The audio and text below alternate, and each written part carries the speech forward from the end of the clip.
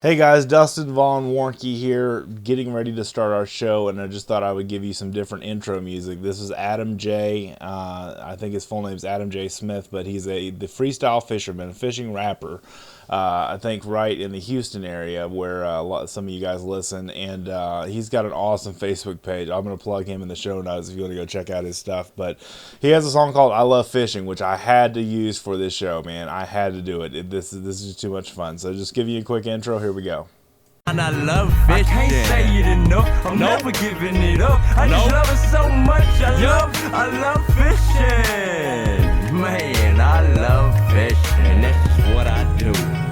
I can't say it enough. I'm never giving it up. I just love it so much. I love fishing. Man, I love fishing. That's what I do. From deep in the heart of Central Texas, it's the Best of the Outdoors podcast. Brought to you by Texas Fishing Game Magazine, the voice of the Texas outdoor nation. I'm your humble host, Dustin Warncke, the outdoor success guy. Awesome to have you guys on board again with another podcast. This time we're talking saltwater fishing, and really just have the chance to visit with you guys. A lot of y'all on social media have the chance to connect with a lot of you guys in different ways, and it's just been great. Thank you guys so much for reaching out to me. Thank you so much for listening. Thank you so much for your support of the show and telling a friend about the show and spreading the good word about it. You can also subscribe to the podcast, which I invite you to do. It is free to do so. You get a new one of these every 2 weeks.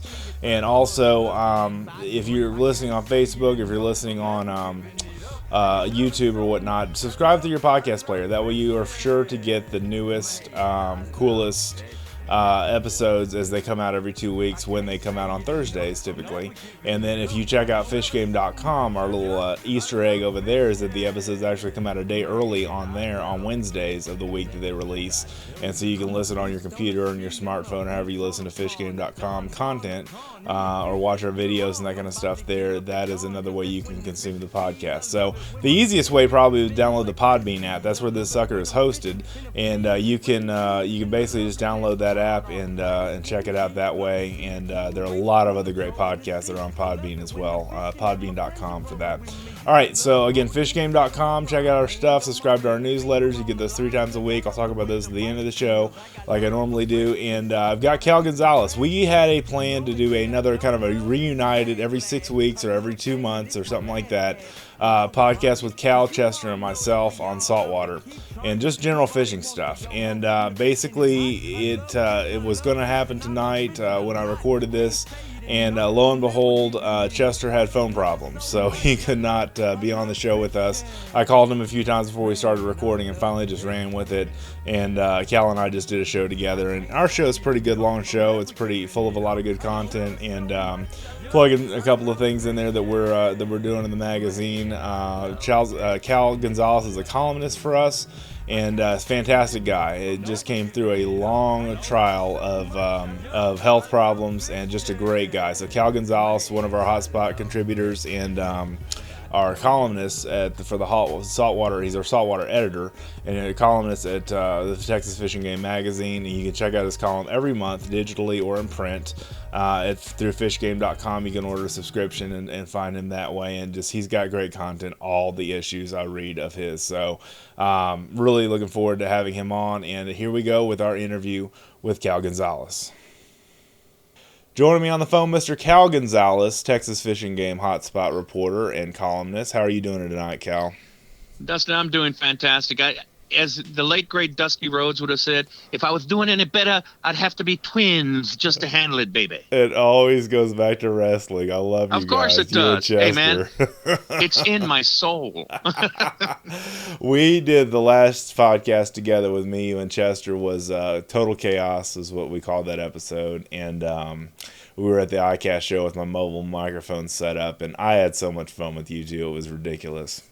Oh, I had a blast, too. It was great being around you guys. And I'll tell you what made it especially great was I hadn't made it to iCast in 2 years because, as you know, I was sick. Yes. So being around the two of you, being around Artie and Neves, and being around the whole bunch at iCast was just, it was very important to me. I had a great time. Oh, that's fantastic. And I'm still feeling good about it. Oh, that's good. That's even better. No remorse after that, huh? Oh heck no! Oh heck no! That's funny. Cal, this is your first official time on the show without having introduced you before in the saltwater series that we're doing. Tell us a little bit about your background in fishing and how you became to work with us at Texas Fish and Game. Well, I've been fishing since I was about 6 years old, and just like everyone else, the first fish I ever caught was a bluegill on a piece of salami. Nice. You know, everyone catch bacon, salami, sausage, hot dog, whatever. And that's the way I got started. And, and I have been fishing ever since. I graduated from freshwater to saltwater when I was 19 and I could drive down to the coast by myself. And I live about an hour away from South Padre Island and about 45 minutes away from Port Mansfield. Okay. So it's a pretty cool spot, Edinburgh, Texas. I'd say. And I just kept honing my skills. I kept learning off of the guides and off of the old timers that I hung around with. I graduated from the University of Texas at Austin in 92 and kept fishing. And I got a degree in English and with a focus in writing. And what happened one time was that I had sent a query. Well, actually, it was a letter to the editor, to Don Zeidel. Yes. And he liked both what I was asking about, and he liked my writing style. So he got in touch with me and asked me if I would like to contribute a short little feature to the magazine, and I did. And I didn't know that what he was doing with it was he was auditioning me. And after that, he kind of put me on as a full timer. And after a while, when Chester moved up to executive editor, and he made me saltwater editor, and I've been in that spot ever since. Wow. And it's been a blast. It's been an absolute blast. I've learned a lot.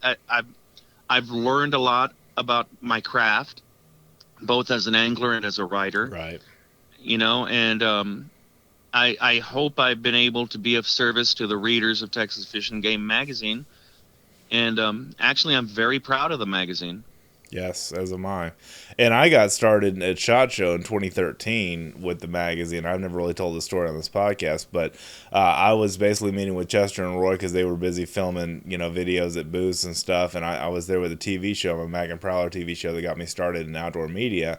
And basically, I just got to talking to Chester and said, "You got anything for me?" I said, "I'm hungry. I'm ready to learn. I'm ready to. I've got some articles I've written." And he said he gave me the best advice of my life. He was like, "If you want to do it right in this industry, if you want to make it in this industry, do the work you're given first." Kind of like you did, Cal. Exactly. And it was one of those things that made all the difference to me, because I was, they had hot spots and they had a vacated spot for doing fishing hot spots. So that's how I started. And to this day, I still do the majority of the freshwater fishing hot spots in the magazine. So that's awesome. That's just my contribution to Texas Fish and Game, and I love fishing, so so do I. Yeah, and so you and I both share a passion there, and it's just one of those things that. How long have you been a columnist now, full time, for the magazine? Good now? Grief, a regular columnist. Oh my gosh, since. I've been with the magazine since about 2002. Okay, cool. I started writing regularly in 2008. So, oh wow. I've been with the magazine 16 years, and I've been writing the saltwater and the Hotspots Focus for 10 years now. I was going to say 10 years. It's 2018. Yeah, wow. Yeah.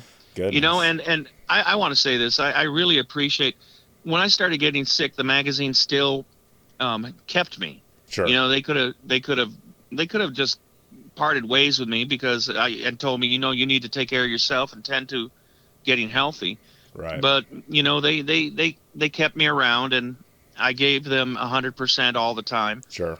And now I'm healthy again. I'm getting stronger, and I'm looking forward to expanding my role in the magazine again. Cool. It's a great feeling to know that I'm wanted that way. Right. We're happy to have you back full time. Yeah, well, I'm glad to be back, Doc. Dadgummit. I've been gone a long time, basically. Right. But yeah, like you, I love fishing. I'd rather fish than eat. honestly. Pretty You know, hardcore, yeah. yeah, and I told you that I'm back to hardcore. I told you about that fishing trip I took with a couple of friends of mine where it was 3 o'clock in the afternoon and they were ready to head back and I was still fishing. Let's And stay, guys. yeah, and they were ready to leave me on an island and go back. So, Lord. I mean, it's a great feeling to have your passion back that way. No, that's fantastic. And one of the things that we're sponsored with in the magazine is Yozuri, and we just recently got you and Chester some saltwater lures to try out. You want to talk about a little bit of your experience with those? Oh, Yozuri, great products, top of the line products, and it's unfortunate that they're not used as much on the South Texas coast as they should be. Right. Because they produce really well. I've used their poppers. On the water a lot lately because, excuse me, the trout and the redfish have been particularly aggressive this time of year. Really? They've been nailing them. They've been climbing all over the poppers. And the great thing is that both their small ones and their larger ones, they have a broader body than the typical popper that other companies produce. Yes. So one thing, they move a lot slower. Yes. But they throw a lot more water. I was just going to say that because they're broader, they have more of a splash. Am I saying that right? Okay. Yeah, they throw a lot more water, and not just with the cup on the mouth. Right. But their bodies throw a lot Sure. more water in every direction. They make larger ripples in the water, and as you know, fish detect prey through their lateral lines. Yes. They basically hear with their bodies. And so that commotion brings them in a lot more easily than the thinner ones. And they attack them a lot more aggressively too. And I've had a lot of success with those especially. They also have their minnow twitch baits. And what I've gotten into the habit of doing is I'll have two rods rigged, one with the popper and one with the twitch bait, and more often than not, especially with redfish, they have missed the popper, and I'll stick that dadgum thing in a rod holder, grab the minnow bait, and toss it out there right next to the popper, let it sink, and I'll twitch it a few times, and more often than not, I've nailed the redfish. You'll hook up. Wow, that's great. They have excellent products, and it's not just limited to their lures. I don't know if you have tried their leader material. But the Yozuri pink fluorocarbon leaders are incredibly abrasion resistant. Oh, that's good to know. And they have the super braid, which is the one thing that they're promoting this year with us, is the super braid, which is. I really like the super braid. It lays on the reel nicely. It casts well. It's very abrasion resistant. Right. It holds its color a lot better than other braids I've used. Oh, that's good. That's good. It's got the ones I use has that lovely aqua blue color to it. Right. And it holds the color through extended use. Okay. I have like 4 of my reels filled with it. Everything from 30 to 65 pound braid. And I use primarily the 30. And I've been very pleased with the results. Now the leader material, that's something special. Yes. I'll tell you a real quick story. There was one day where my wife, a friend of mine, Jim Brewster, and I, we were fishing the old Queen Isabella Causeway for mangrove snapper. And I tossed a live shrimp out there, and lo and behold, a jackfish grabs it. Oh boy, it's on. Yeah, now.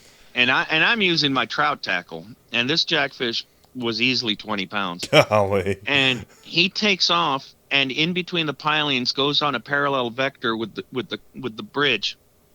So I'm holding it, and he's at a 90-degree angle heading down the dadgum pilings. Right. And I worked him back, and would you believe that leader did not break? It did not get cut on the pilings. That's great. It was frayed all to perdition and back, but it held. Sure. I was very impressed with that. So if anyone were to ask me, would I recommend Yozuri products? I would not hesitate to say yes. Okay. Good. I would not hesitate. No, for sure. No, it's awesome. You know, they have an excellent line of products. They really do. That's why I love when I get companies that advertise with us that get product in y'all's hands like that, and really, you know, so you get to really, you know, focus on something and fish with it, and really get to know the product and write about it and everything like that. And that's obviously what they want too. But I mean, that's a great deal. Yeah. The other quality that both the braid and the leader material have is the ease and strength of their knots. Oh, cool. That's good to know. Yeah, you know, I mean, a lot of leader materials, especially monofilament, is very stiff, and it's tough to tie, especially loop knots to your lures. Right. You know, it's very difficult to get them to tie properly. The leader material is supple enough that you can tie any knot you want. And the braid it lends itself to knot tying as well, especially line to line knots. I see. Usually with braid to mono, I have to tie a uni knot. Okay. Which is an excellent knot, but it's a bit bulky, especially in the micro guides that a lot of rods have these days. Uh-huh. You know, I prefer to tie what's called a Huffnagel knot, or the new one, the G knot. The ones that have very little resistance going through the guides. But again, depending on the braid you're using, there is a risk of the knot slipping. Right. You know, I mean, sometimes you have to do all sorts of different gimmicks. Like you have to, instead of 5 or 7 wraps, you have to do 15 or 20 wraps on the knot. Or I've seen people use Gorilla Glue on the knots. Yeah. You know, and then you can't cut the tag too closely. Right. But the braid, I don't have a problem with either the Huffnagel or with the G-knot. You know, I mean, that's good to know. You know, so there are a lot of qualities that recommend Yo-Zuri. Oh, that's good. Tell us, what, this being the time of year in August that we're doing this show, what are you targeting species wise, mainly inshore, and just give us some general fishing strategies for us. Well, there's always going to be trout and redfish. The high heat we've been having, it's been 90 degrees along the coast lately, and that's unheard of. Yes, very hot. With the heat, the fish tend to get a little snarky during the daytime. The night fishing for trout and redfish is a little bit better. But we have a variety down here. The flounder are starting to come in. They've been a little bit slow because of the heat. Sure. But the mangrove snapper have been tremendous. The mangrove snapper fishing along structure, up in the Brownsville Ship Channel, the port of Brownsville, has been off the hook. Just incredible fishing. And most people think mangrove snapper along the Texas coast think 10 to 12 inch fish. These are 3 to 5 pound beasts. Nice fighters too. Oh yeah, I like them because they appeal to my thuggish nature. Listen to you. I like a knuckle and skull fight, and mangrove snapper will give you one. That's why you like wrestling so much, right, Cal? Oh yeah, yeah. You like that I'm thuggishness. a brute by nature. I may be an intellectual, but I'm a brute. I love it. That's great. You know, I mean, and these mangrove snapper are perfect for it. And not only that, you can catch a lot of them, and they're great eating.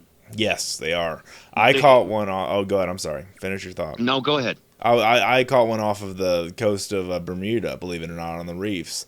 And, oh, wow. You know, I fished there one time in 2011 when I went on an incentive trip with the company I was with then. And it was one of those things where I was just like, you know, the guide, I told this story on the podcast Chester and I did about things you may not think you'll catch in the Gulf, and the mangrove snapper was one of them. So we got to talking about it, and I was fishing with a guide and his son. They basically ran the guide service together, a nice lobster-style boat, front hull boat. And anyway, it was a cool fishing setup, and they had, I don't know, about 8 other people on the boat, and I landed a mangrove snapper, and everybody looked at me funny, and the guide and his son looked at me funny, and I said, what are y'all looking at me? He said, typically most people break off on those.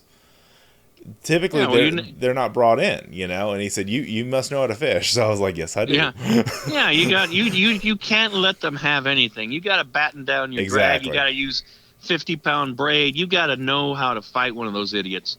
I mean, Idiots. I'm serious. Well, yeah, well, I have a reason to call them idiots. I almost lost a finger to one of those SOBs. Oh my gosh. Wow. About 18 years ago, I caught a 6-pound mangrove snapper, and I did not have my dehookers at the time. I didn't expect to catch something like that. So I'm reaching in to get the hook, and sure enough, that beast bites me on the finger. Naturally, right. Yeah, I get my finger back. Thank Goodness. Yeah, and I thought I had cleaned it out well and put a Band-Aid on it. The next morning, I look at my finger, and it looked like a Vienna sausage. Oh my gosh! Oh no! I'm there going, that's not right. Something's not right here in this picture. No, One of these things does not belong here. Right? Yeah, so I said I'm gonna take this to the clinic and see what happens. And you're in trouble when the doctor takes a look at your finger and goes, "Whoa, hold on here, man." Yeah, they ended up giving me a shot. They gave me some Keyflex, and they told me to soak it in hot water, as hot as I could stand. And so I did all that, and I ended up having to lance it, and that was a nasty experience. Lord. But yeah, eventually I my finger healed, but man, it hurt like a son of a gun for a while. I bet. Yeah, so in my book, they're idiots. Yeah. But they're a lot of fun. Yeah, a lot of fun to fight. Yeah. Go ahead. I'm sorry. Another thing we have down here, and I've written quite a bit on this because I love it. We have, when the wind lays down, we have blue water come all the way into the Brazos Santiago jetties. Oh, nice. Yeah, and with the blue water comes two things: bonita and kingfish. Which are typically, and I know kingfish not, but a bonita a lot of times is typically an offshore, right, or more offshore fish. Okay. Oh yeah, but you can catch them off the point of the jetties, or you can catch them puttering around between the jetties. Mm-hmm. And the kingfish are quality. I'm talking anywhere from 40 to 48 inches and an occasional 50 plus just to scare the heck out of you. And they're a good fighter too. I mean, they greyhound. That's an experience. Back in 2010, I was fishing and catching trout at the base of the jetties, and I see this guy come along, and he's got a 12-foot long ugly stick with a big old Penn 8500 SS on it, and it's loaded with braided line, looked like about 50-pound test, and he's got this huge rattle trap hooked up to it, and he's got a gaff in a backpack and everything, and he was headed to the end of the jetties, and we chat for a little bit, and then he just starts heading down there, and I keep fishing, and 45 minutes later, here he comes again, walking in the opposite direction with that 12-foot long ugly stick and that 8500 SS, only the reel was empty. Oh my gosh, it spooled him? And yeah, I asked what happened. He goes, first cast, something grabbed it and just took off, and I couldn't turn him. It was like a jackfish or something, yeah. No, it was probably a big king, because he said it spooled him. It spooled him, he said, in less than a minute. And those big SSs, that thing takes about 500 yards of braided line. I was about to say, that fish burned that reel up. Oh, yeah, just zoom, thanks for playing. And so he was headed home. Spool you or school you, as the song goes. And the funny thing is, I thought it said jackfish because I think I got broke off. I got a fish when I was in Louisiana and Venice area.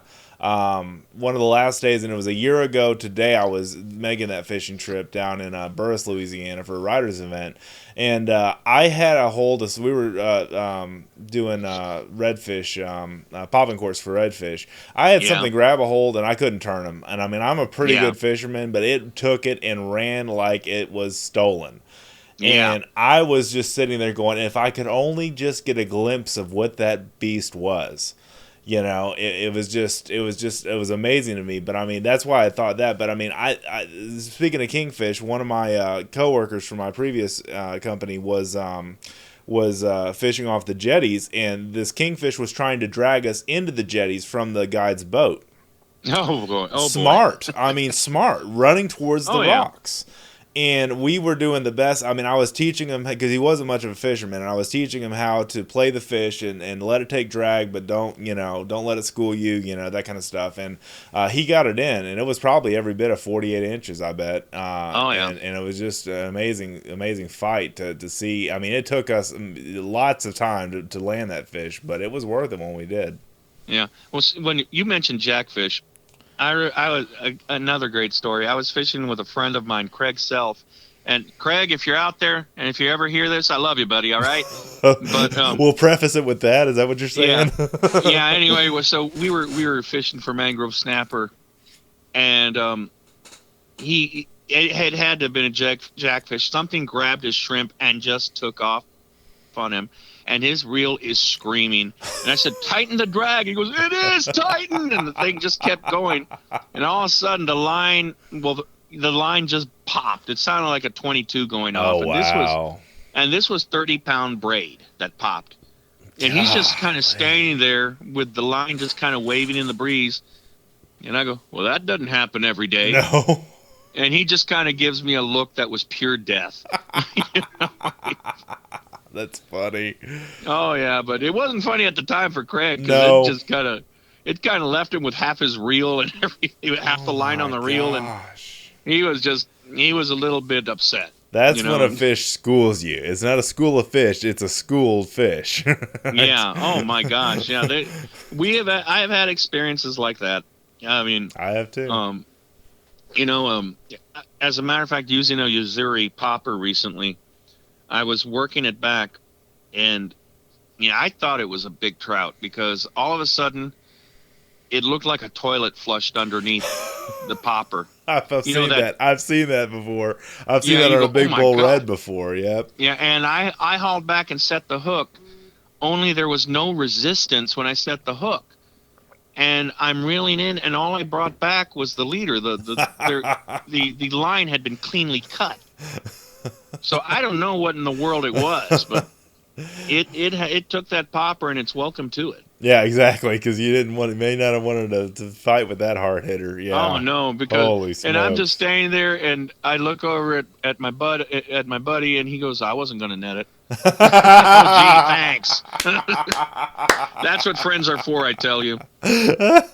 That's good. Yeah, there's your friends, right? You find out who your friends are, like the old country song says. And I'm looking at the end of the leader, and go, it's like it was cut. Right. Nah, that knot slipped, you loser. And I'm there going, no, there's no curly tail. There's no curly tail to that line. Slipping. Yep. Yeah, and they were busting my teeth for 45 minutes about the knot. Gosh. Hey, Mr. Fishing Expert, tie a knot for me. Shut up. Wow. Yeah. It's giving you a hard time. The thing I love about fishing is the friends. Yeah, absolutely. Because Lord knows what kind of trouble you can get into with your friends on the boat with you. Yeah, absolutely. Yeah. That's one of the joys of the journey there, getting out there. And and I'm not against, personal boat fishing or whatever, but it is nice when you're part of a standard sized boat and you're out there, and the camaraderie and everything else, and the hard times you give each other and that kind of stuff. I mean, it's just hard to beat that. Yeah, I mean, there is something about fishing alone. Sometimes I do have to go by myself, but you're right. I mean, having your friends around you and enjoying the experience and sharing the experience, that's one of the beauties of angling. Yes. And I am one who's fished alone.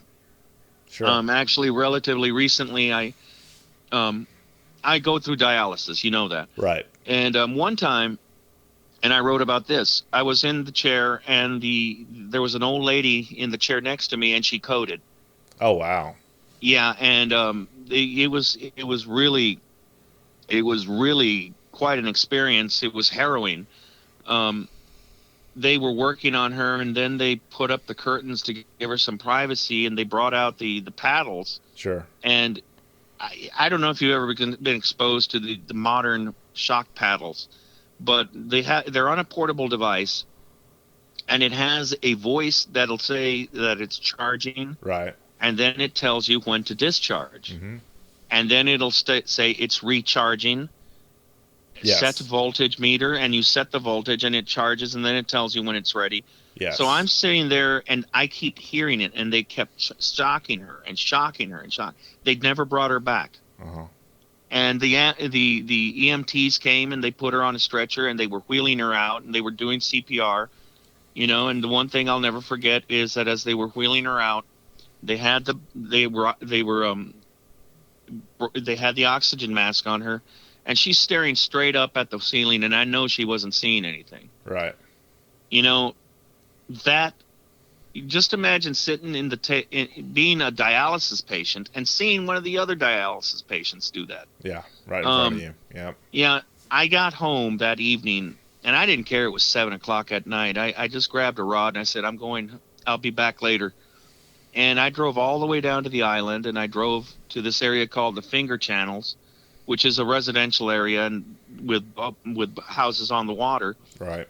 And I found a vacant lot, and I just went out there and I started casting. You know, I mean, I wasn't trying to catch anything. I just had to escape and sort my mind out. Sure. You know, so there's something, and you know, you can do that fishing by yourself. Yes, you can. It gives you a chance to sort stuff out. Right. You know, and I don't know what I would have done if I hadn't had that outlet. Yes. You know, so that's another part of fishing that I don't know if you'd say I love it, but it's more of a need. Well, it's and I think therapeutic, is what you're trying to say. Yeah, exactly. Right? Yeah, you know, and I know there are a lot of anglers out there who feel the same way. It's not as much that they love it, and they do love it, like I do, but they also need it. Right. You're the same way, and Chester, I'm certain, is the same way. It's ingrained into who we are. Yes. We fish because that's who we are. Mm-hmm. You know, and I hope that I'm able to write in a way that a lot of those anglers understand that I know what they go through and what they think. Yeah. And why they fish. It's like a special like camaraderie that we all share that enjoy the outdoors, and especially the fishing culture. Yeah. Yeah. You know, because it doesn't matter what we catch. It doesn't even matter if we catch. Yes. It's just being out there. Mm-hmm. You know, but again, at the same time, we're the kind of people that we could be sitting for 4 hours and not get a bite and start thinking about reeling in and going home. And if we just get a tug, we'll stay another 3 hours. No, dude, that's so true. Nobody wants to leave when the fishing's hot. Yep. Yeah. Even if the fishing isn't hot, if it's just you know what I mean? If it could just be a little turtle. Tap. Yeah. Yeah.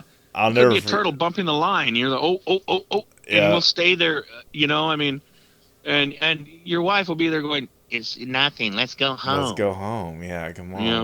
What's the deal? Well, it's just like one of the times that I was fishing. I was surf fishing in I think it was Port O'Connor. I was just jerking around, just having fun, while my father-in-law and his friends went out to eat or something. And I came back and I kept on feeling this tapping on my rod like it was going to be something good. I was fishing shrimp, I think.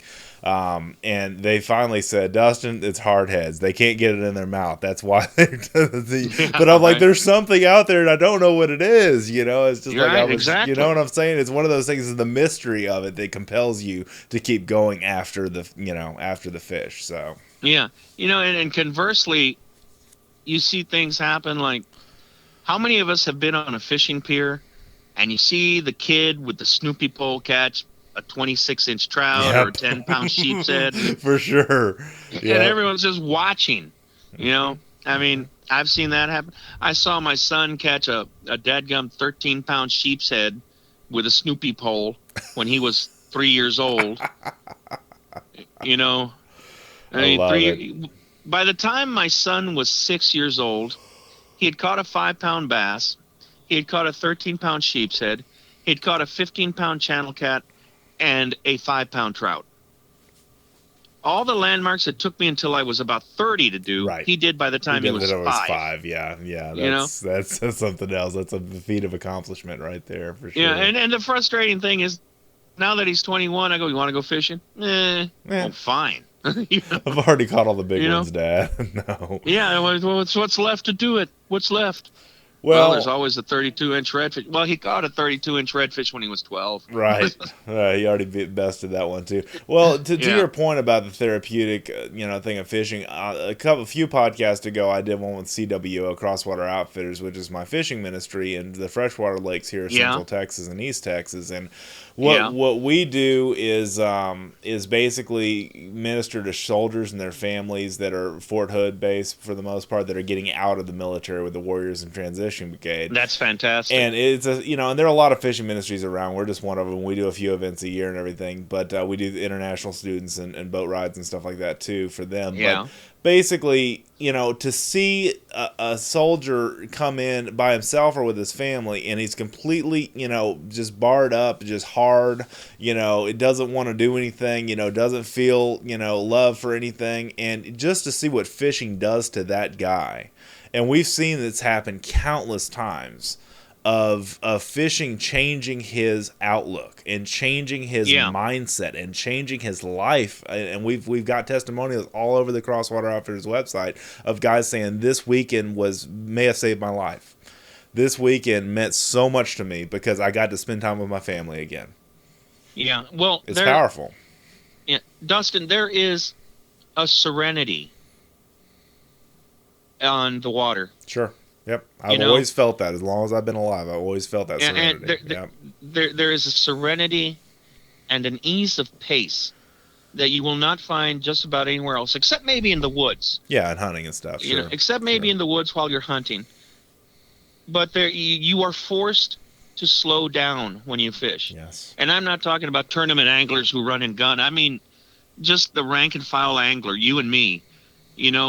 You're forced to slow down. You're forced to pay attention because in my regular life, me, I'm 100 miles an hour with my hair on fire.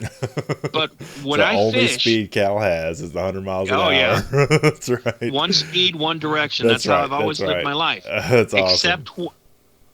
Except when I fish. Yes. When I fish, I have to slow down. Mm-hmm. I have to focus, and I have to be deliberate. That doesn't mean in my regular life I'm sloppy and reckless, but sure, you have to take yourself to a different plane of thought when you fish. Yes. And there is a comfort to that. There is therapy to that. Because you're not turning off your brain, but when you slow down, it helps you align your thoughts. It helps you collate everything you're thinking and feeling. Yes. And at least for that moment, everything is aligned and makes sense. All that matters is all that matters, right? Exactly. Is that a good way to say it? That's kind of philosophical and deep for this podcast, but there you go. Yeah, and then you go back to the hectic part of your life, Right. Right. Then it's always going to be there, but when you're fishing, you're fishing. Right. And that's all there is to it. That's the beauty of it. That's what I love about it. And you can share it with your friends, or you can keep it all to yourself. Well, that's the thing, Cal, that I forget sometimes, and I'm glad you reminded me of this because there's a show I've been on before and a show that's been on our show before, Cast Blast Grilled Chill podcast, and I love those guys, Trevor and Jeremy, and they're all about the lifestyle, which is all about what I'm into, because they've taught me to slow down and enjoy the moments that I'm not out there hunting and fishing, but that I'm enjoying my food of my catch, the fruit of my labor. Yeah. That I'm enjoying, because I'm a go kind of guy, and I catch it, kill it, whatever the case may be. But to me, the older I get, and I know you're older than I am, it's the older I get, the more I realize that it's in the space, it's in the moments, it's in the pause where life really matters the most. Yeah, because we live.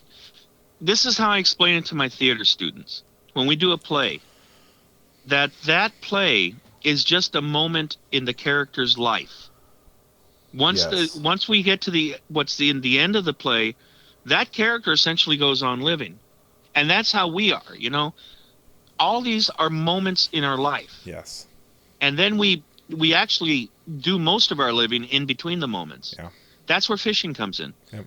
Fishing is essentially in between the moments because catching the fish is just an intense moment, and then you go back to waiting until the next fish.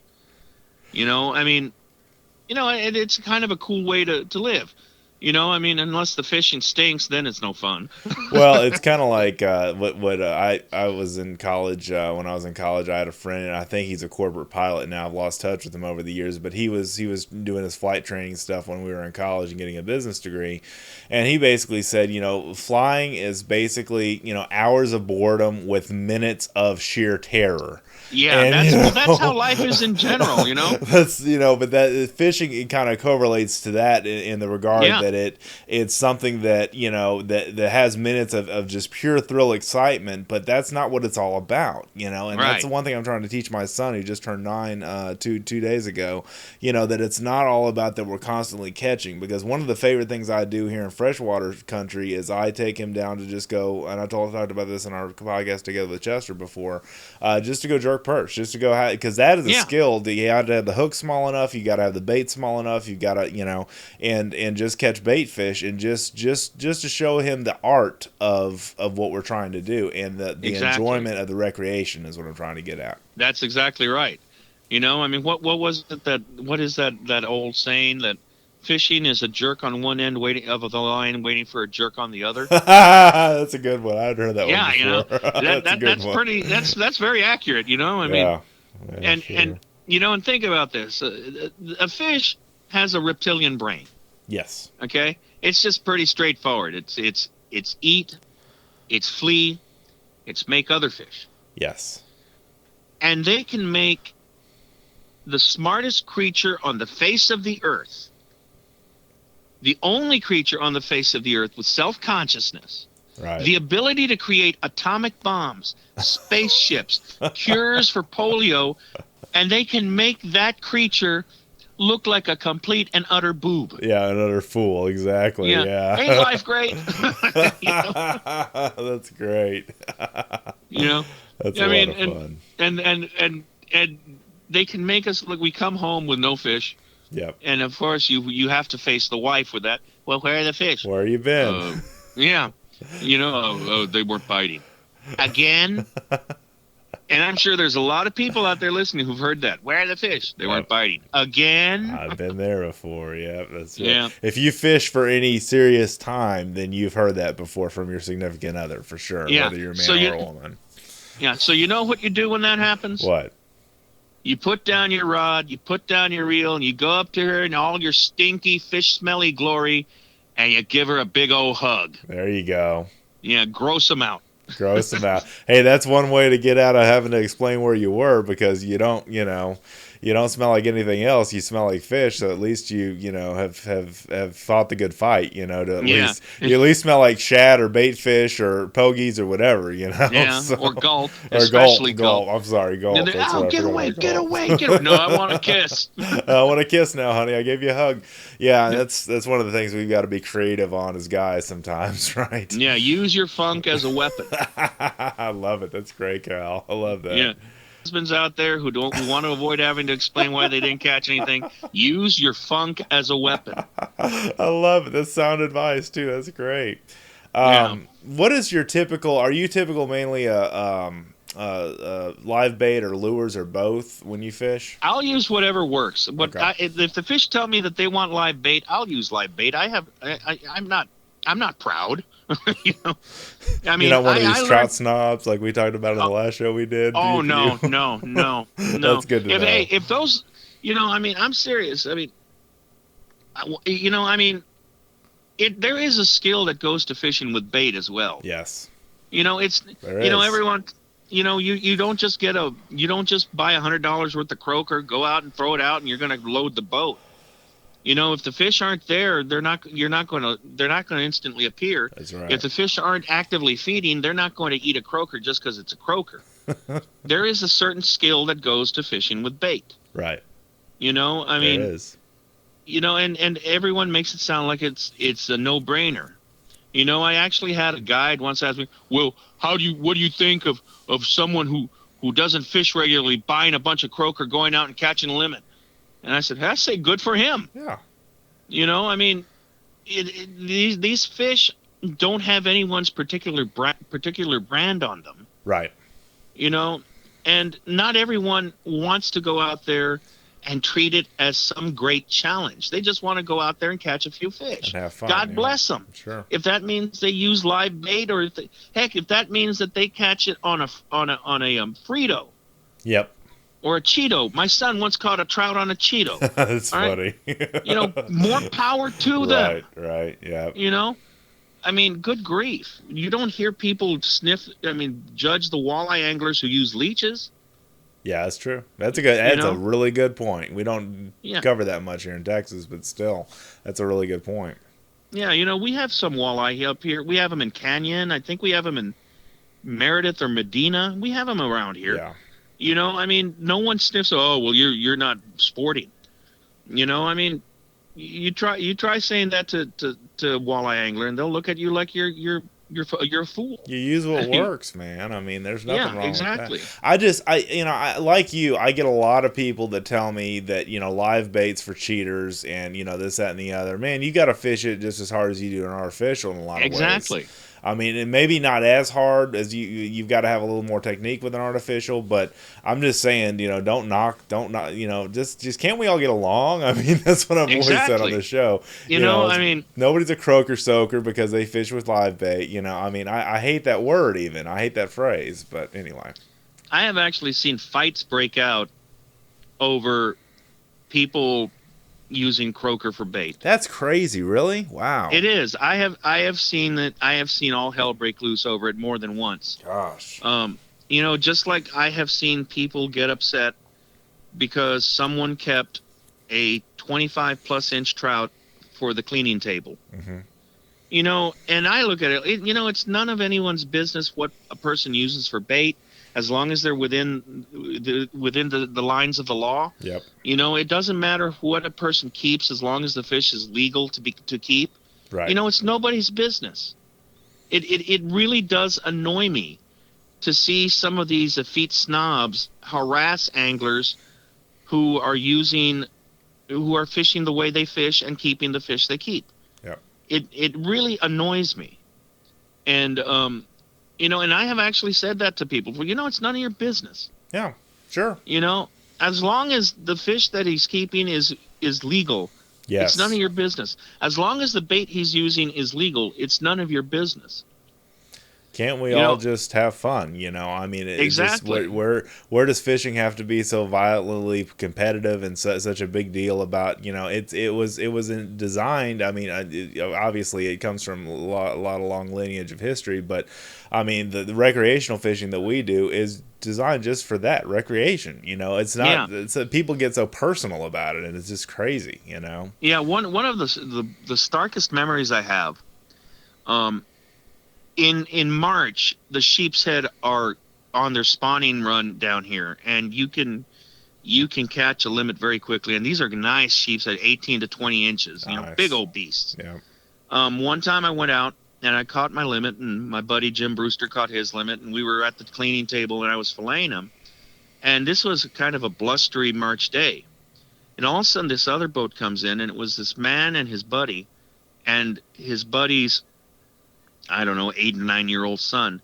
And they came in, they had gone out looking for trout, and they caught one trout. Yep. And they come out and they're proud of that trout. And they walk up and they see me filleting these sheep's head, and they called them trash fish. And the guy's buddy said, I wouldn't waste any time on any one of the trash fish. Mm-hmm. Well, his son is standing there, eyes the size of saucers, looking at this cooler full of these big old striped toothy fish that we were cleaning. Sure. Now which do you think he would have preferred to do? Spend the whole day chasing that one stupid trout, or having his line stretched by sheep's head after sheep's head? You tell me, which would that little kid have preferred? And catch a whole cooler full of them to take home and eat. Yep. And have that memory. Mm-hmm. Which would he have preferred? Obviously, the sheep's head, yeah. So. Yeah. My son actually had a memory, and he wrote an essay about it that actually got him an A.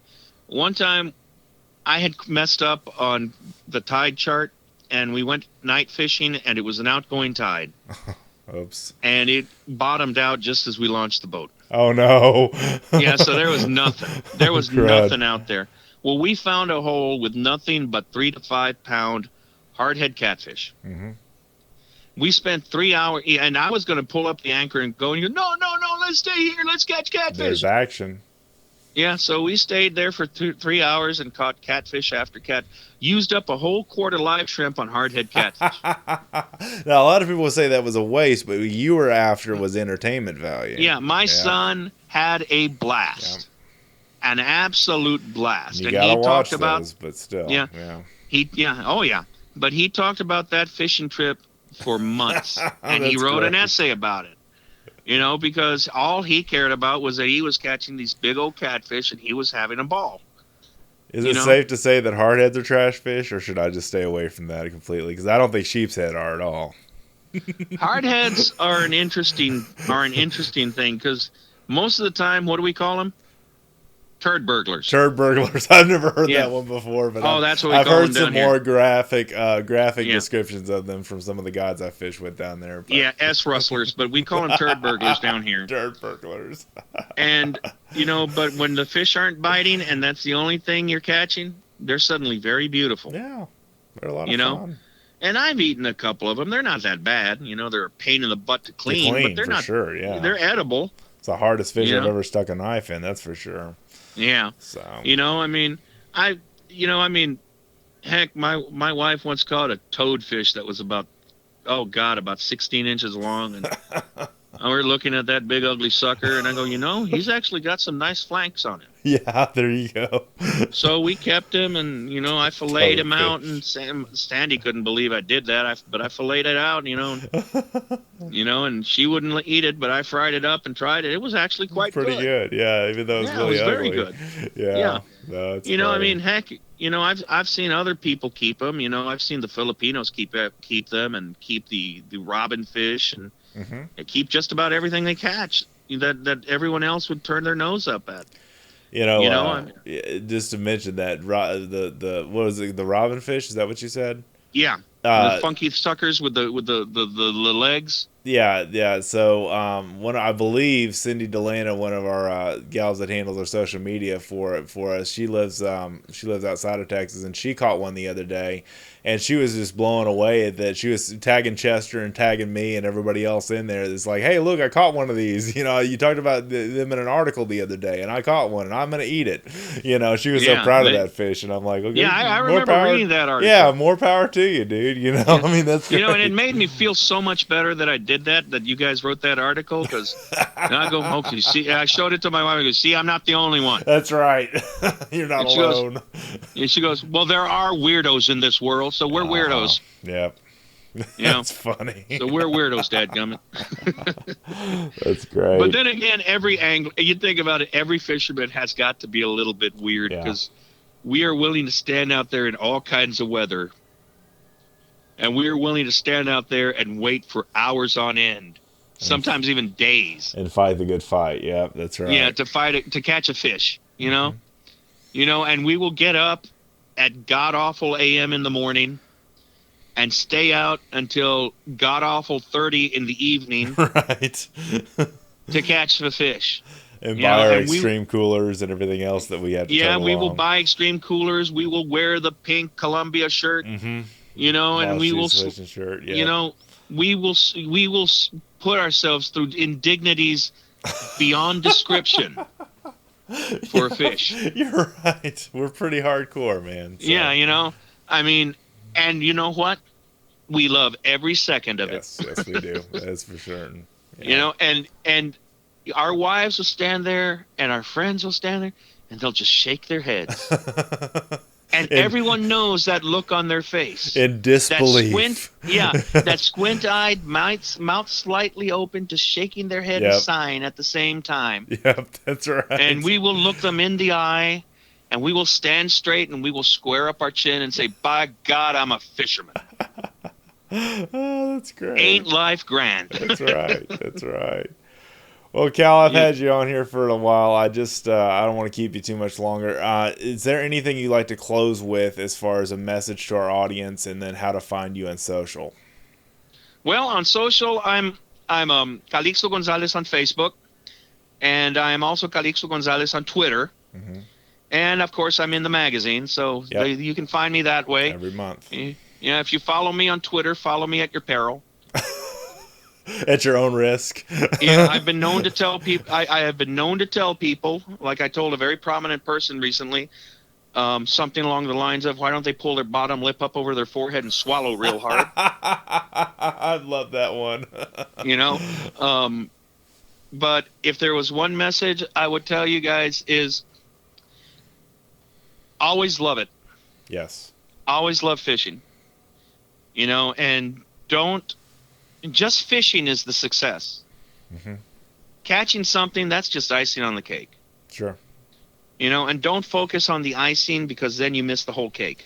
Right. And one of the things that's unique about your situation is you were off the water for a while because of your medical, situation. I'm sure you have a heart of gratefulness now that you get to continue to, to live out that outdoor lifestyle. Yeah. Well, the first time I was back on the water in a long time was with my dear friend Blake Hensler and Captain Rudy Garza, an excellent guide in the Port Isabel, South Padre Island area, if anyone ever needs one. And we were back on the water, and that first fish I caught after, I don't know, a year, was a very seminal and emotional moment for me. Wow, that's great. Because I knew I was back. Just like when I walked through the doors at ICAST, and I knew I was back. Yeah. It was very important to me. That's fantastic. So, yeah. I just loved being on the water, though. Oh, that's great. I think a lot of us share that sentiment as well. So yeah. I even loved it when the Pelican bombed me. Hey. I was there. I looked at, get a picture of that. The Pelican. Posted on Facebook. I'm back. I'm back. That's right. That's funny. Yeah. Well, that's me. That's great. I've loved having you on. You've been a great guest, man. Thanks so much. Thanks a lot, man. Thank you for having me on. Dustin, you're a great guy. And Chester, if you're out there, we're thinking of you, brother. We love you. And there he goes, ladies and gentlemen, Mr. Cal Gonzales. Check him out. Awesome guy. Really fun guy to talk to. I mean, just a blast to interview. Love this guy. And again, if you've not done so already, please subscribe to our newsletter. You get new content every 3 days of the week. So you get a Tuesday, Wednesday, Thursday. Tactical and Practical Tuesday, Wildlife Wednesday, and the Thursday Texas State of the Outdoor Nation. Those are all free. It's kind of a mini version of the magazine, if you will, or as we say, it's kind of the appetizer for what we have in the magazine with the different things that are going on there. So, it's kind of a foretaste of the feast to come, if you will, at fishgame.com of all the blog posts and stuff. And I write quite a few of those, as well as the different things that I'm involved in there. So. Also, if you've not done so already, please check out our my online course if you want to be successful in the outdoor industry at all, which is a hard industry to break into and be very successful in. I've got an online course called Finding Success in the Outdoor Industry, and I wrote an ebook that is free right now if you check out my social media stuff called Achieving Success in the Outdoor Industry. And they're both, the ebook's free to download for a limited time still, and the actual course is available on my website at dustinsprojects.com. That's dustinsprojects.com, all one word. And you can check out all my other stuff. Articles I've written for Texas Fish and Game, other podcasts I've done. All of our podcasts are on there. And then just got some really rocking things going on right now. So really hope you'll check those out. If you want to be a pro staff, if you want to get sponsorship, if you want any of that stuff that I do for a living, besides doing this podcast, it's just one of those things that I think you'll enjoy and get a lot out of. So be sure to check that out. Again, that's at dustinsprojects.com. Feel free to visit us at fishgame.com. Check out all of our stuff, and just really having a great time doing these shows. These are just kind of the joy of my week when I get to sit down in front of this microphone and preach it, baby, talking to you guys in the Texas Outdoor Nation and beyond about all of the different things that we do in the outdoors, in the woods, in the water, and on the water. So anyway, thank you guys again for watching, reading, and listening. Have an awesome day in the outdoors. We'll see you next time. What I do.